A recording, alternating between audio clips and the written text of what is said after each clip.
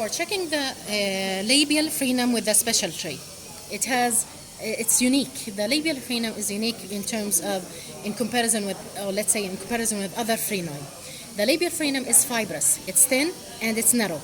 It's different from the freni here. They are usually muscular, okay, in origin. Beneath the mucosa you have muscles, you have active muscles. They move laterally while this only moves vertically, okay, the labial frenum. And the third, that they have a wide morphology, while the labial frenum is usually thin and runs thin, and the mucosa over it is also thin. So it needs a lot of respect while I'm doing the secondary impression and during the border molding.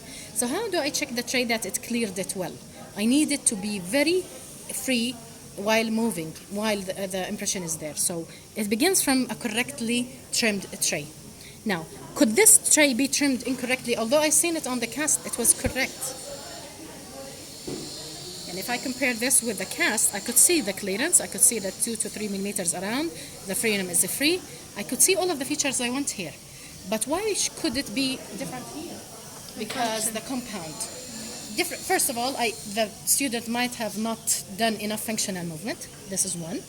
Or two, sometimes even if you do the movement, compound is a very thick and condensed material. It's very dense, okay? When you put it in place, you put the tray with the stock tray with the compound in it, it is very heavy, and sometimes it moves the tissue beyond the functional position, even if you try to put the tissue back, okay? And sometimes it cools down before I enter as well. This is the third reason. So I have to, even if it's correct on the cast, I have to check it inside. So the labial frenum, I check it different from other freni, that I stretch it and then I enter with the prosthesis. If you can come closer with the camera. Okay, look closer. So this is a frenum stretched. I stretch it down and then I enter with my tray. Do you feel that the frenum moved?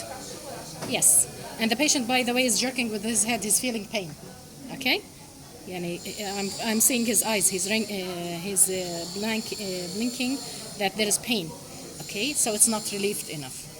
The relief usually comes from a lateral relief and a vertical relief. Which one do we begin with?